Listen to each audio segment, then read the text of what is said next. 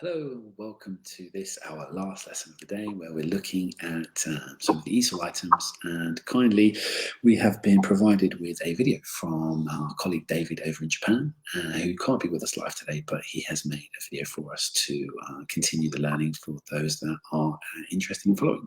So we're going to be looking at this, and also I'd just like to bring your attention to the future changes that are coming along in streaming school, because now that we know within the UK it's very unlikely for schools to return, or for GCSE groups to return long term, we are going to be changing the way that we do it so we can provide the same kind of service over a longer period. I hope you're enjoying what all the teachers are trying to actually combine and do here, and we really look forward to help you further and further with your learning. So without further ado, we'll move into some more of the ESL items for your viewing pleasure. Hello again, Stream Schoolers, and welcome back to another ESL lesson. Let's pick up where we left off last time. You'll remember that we began with brainstorming on the topic of writing an essay, and the topic of the essay is related to the lockdown. We practiced some free writing, which is something that you ought to be doing for 2 to 3 minutes at least every time you need to write an essay. And if you're looking to practice, you can be doing it up to sort of 5 minutes a day to make that brainstorming, free writing muscle very strong. We then moved into mind mapping, which is something that you can do in a journal, or you can do it online with resources that have been shown and shared here. This is something that's, again, helping you to organize your ideas. Everybody's got ideas, and the power really lies in organizing your ideas. Speaking of organizing, we then moved into outlining, and we went through the basic steps of outlining an introduction paragraph, which I'm suggesting is very closely related to outlining an entire essay, if you use it properly. So we're continuing through that process so that you'll have a clearer understanding of how to use your introduction paragraph to support your entire essay, rather than trying to create every paragraph basically from scratch, which can be very challenging for even the best writers. So we moved to start talking about some related vocabulary. Your audience, you always want to be careful about paying attention to for whom you are writing, making sure that your introduction sentence is being thought of as a hook to hook your reader, like hooking a fish, or leading a sentence to lead your, a leading sentence to lead your audience into your topic. And we had some practice doing that. We then expanded from the outline into the entire introduction paragraph, which is here. From there, we moved from a kind of outline style introduction paragraph into a proper essay introduction paragraph.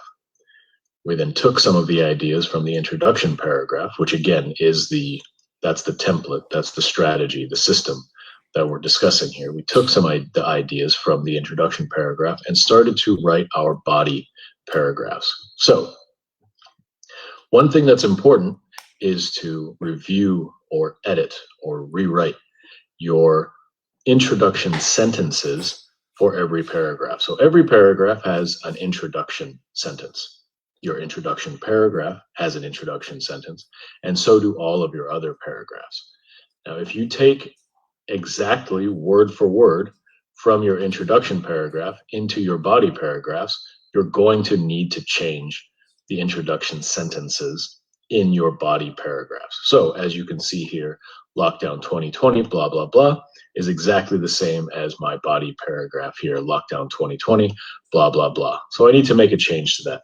It's not so easy, but we have to change some bits of information to make the topic and the ideas stay the same without having 100% of the same words. So perhaps I found the lockdown interesting, not boring. Let's see. Even though I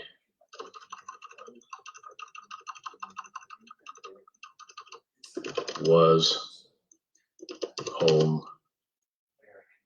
the entire time. Okay.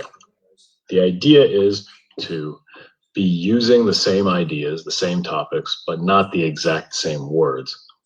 And you can see in body paragraph 2 here, I've got the same situation. In my introduction, I spent almost all of my time in my apartment with my family. Now I've taken that word for word and moved to the introduction sentence of my second body paragraph. And this is not a good end result because I want to make sure that I have original sentences throughout with ideas. Only the ideas ought to be the same. So I need to rewrite this. Long story short, I need to rewrite this. So staying in my apartment with my family was a new experience because usually we spend time with our own friends, period. Okay, it's a little bit of a variation, but it gets into a little bit more detail, and it also gives me, the writer, a little bit more of an idea about what this paragraph is going to focus on or elaborate on, talk more about, huh? So, staying in my apartment with my family was a new experience because usually we spend time with our friends. Maybe I'm going to talk a little bit more about friends now, huh? I have 3 friends that I always meet after school and during the weekends. Now, why is that interesting? Well, because it's a little bit different, right? In this situation, I'm not able to see them, or I wasn't able to see them. So I can just add that. During lockdown, however, and however is a good transition word, good opportunity for you to do what we call signpost in order to show the reader, your audience, that something is different about this situation. So during lockdown, however, my friends and I had to stay home and could only communicate using our phones and computers. Okay, now we've got an entirely new level of detail, right? Now we're talking about both staying home, not being able to meet with people, but being able to communicate with people. So I've got a whole new subset of ideas here that I can now focus on in this paragraph or in another paragraph. So because I've already said it here, let's keep it going. My family, let me see, how about even my big brother, let's say older brother, huh? My older, let's even say sister. My older sister taught me to use my computer more. I'm going to use a big word here, so you can learn a big word if you don't already know it, more effectively, which allowed me to chat and play online games with my friends. I didn't know my sister was, or how about I didn't know she, now let's say my sister so it doesn't get confusing about the friends. I didn't know my sister could use computers so well. Okay, let's stop there. We're going through the process. These are just random ideas. We're going through the process of composing an essay. So this is going to be the process, essentially, no matter what kind of essay you are producing. I want to take a little bit of time and show you something that ought to help you with your writing. It has helped me with my writing, and it is free, and it's a very useful online application. You can also download it, but it's a useful online application, and we'll spend a bit of time discussing it now. So I'm copying what I have of my essay. This is not a complete essay, but that's okay. And I'm going over to the Hemingway app. It's called the Hemingway Editor, and it is a very interesting free resource that will give you real-time feedback about your essay, about your writing, even a couple of paragraphs. As you can see, you get some highlighted areas, and it tells you some interesting bits of information about your writing. So first of all, I need to delete these little markers, which are only for teaching purposes and not for actual inclusion in my essay. So I'll delete those, and we see if anything changes. Okay, now on the right side of the screen here, you'll notice that it gives you a readability ranking. And then it tells you how many words you've written, which is really useful. It also tells you how many characters you have, which is very important if you're writing, say, a personal essay, a personal statement for university. It tells you how many letters are included. So characters include spaces. Letters does not. So the difference between these two numbers is that there are a lot of spaces between my words and my paragraphs. It tells you how many sentences you have and how many paragraphs there are. Now, it says 4 paragraphs, but I'm not so sure that I have 4 paragraphs here. I'll have to wonder why. What if I connect this?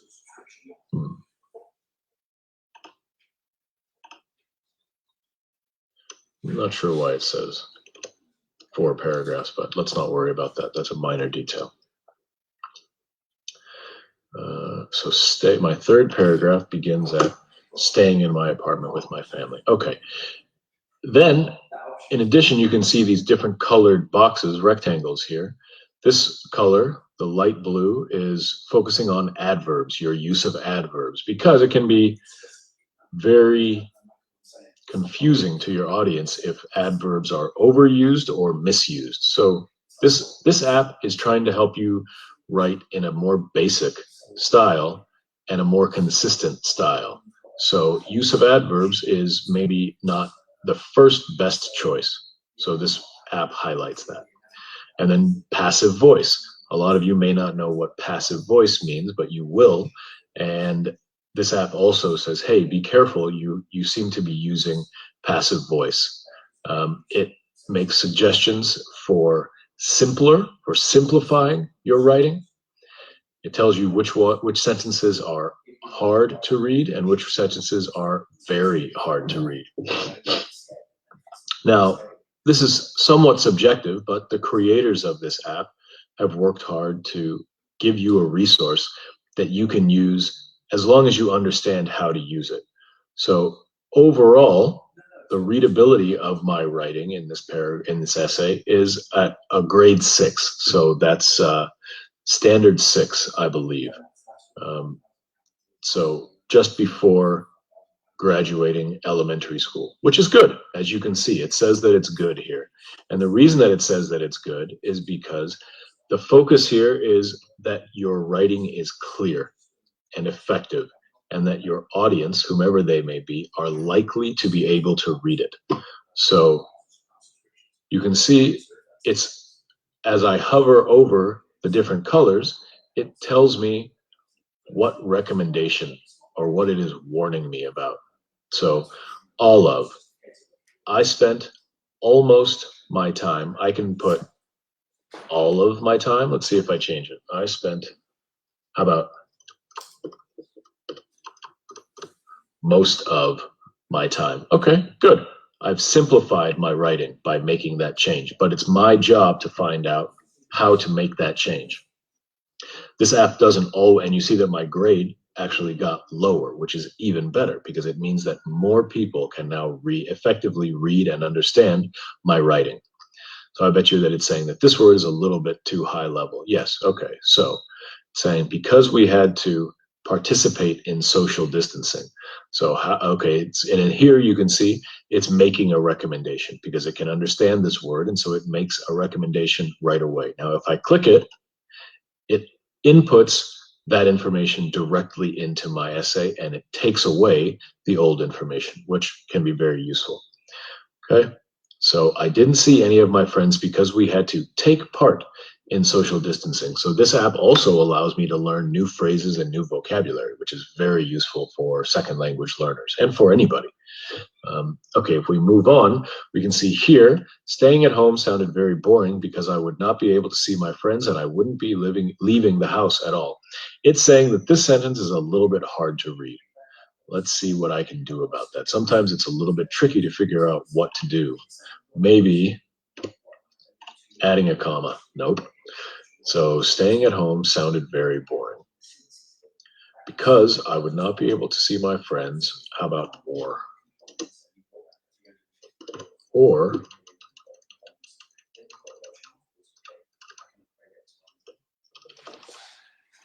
leave the house at all. There you go. So again, I was able to make some minor changes to my essay, minor changes to that sentence, and adjust the level of difficulty of reading. You can see that the characters, the letters, the words all adjust in real time as I am making changes to my essay. So this is, again, a very useful resource for you.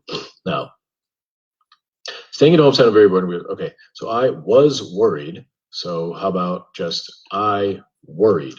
This is passive versus active. It's quite a high level topic, but it's something that you can learn about on your own. And maybe in a future lesson, we'll discuss a little bit in more detail the difference between passive and active voice. It's a very complex topic, and it's something that many writers struggle to master, even at the very highest level. So don't worry if you don't know what that means.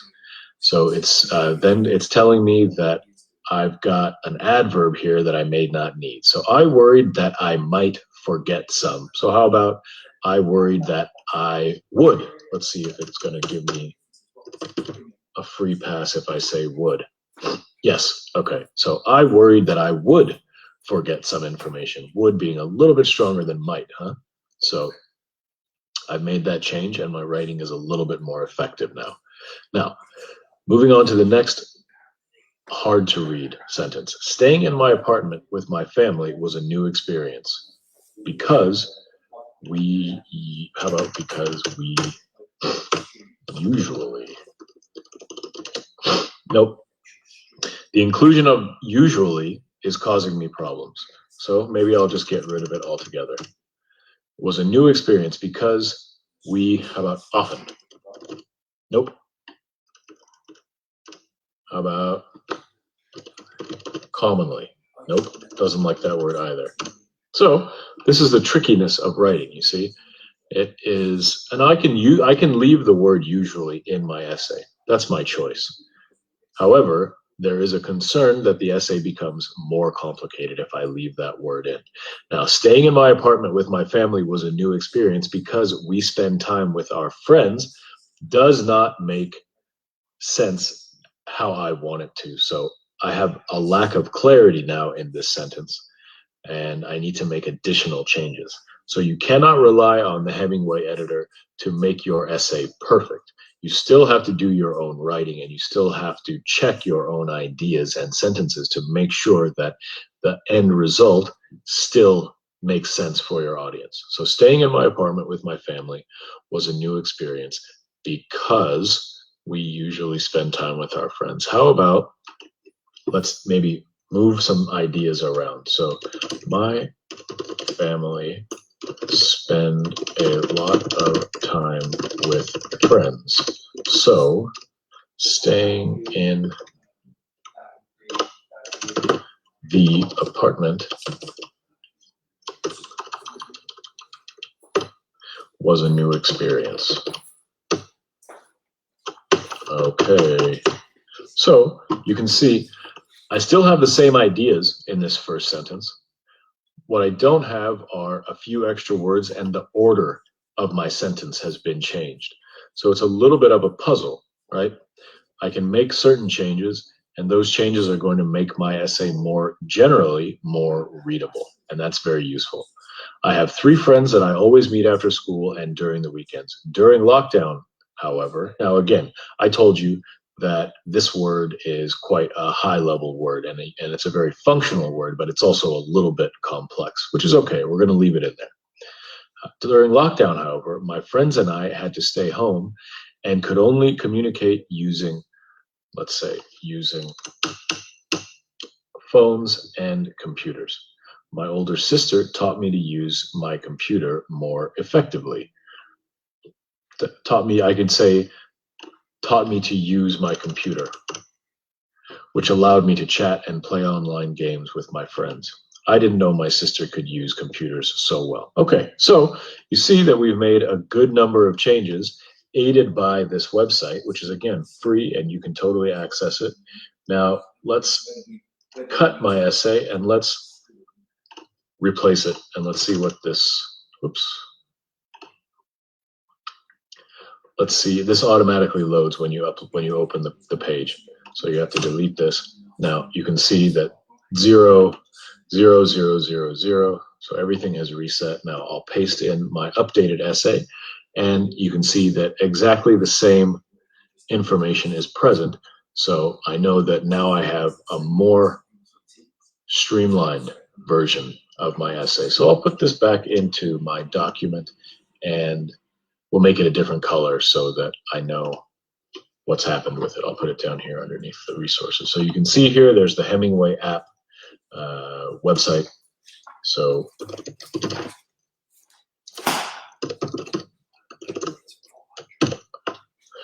this is the information that's now taken directly from the Hemingway app. So maybe I want to use it, maybe I don't, but I have the option. Again, because I'm using word processing on a computer, I have that option. So we will continue to produce this essay and go through various tips and strategies and resources that you can use to help you write, such as Hemingway Editor, in future classes. Thank you very much for your attention. Remember, you can always send your ideas, suggestions, requests to us at Stream School, and we look forward to learning with you again in the near future. Thank you. Wonderful. Thank you very much for that, David. And as I mentioned earlier, that was a pre-recorded lesson, and David was very kind to do it to us all the way from China. Sorry, all the way from Japan. It's a real slip of the tongue there. Really hope that you've enjoyed today's lessons and they've been of use. And I suppose all that is for me now to do is to hand us over to our wonderful colleague Nish to lead us out. Nish, welcome back to the land of the living. Hey. You all good to lead us out, my dear? Yeah.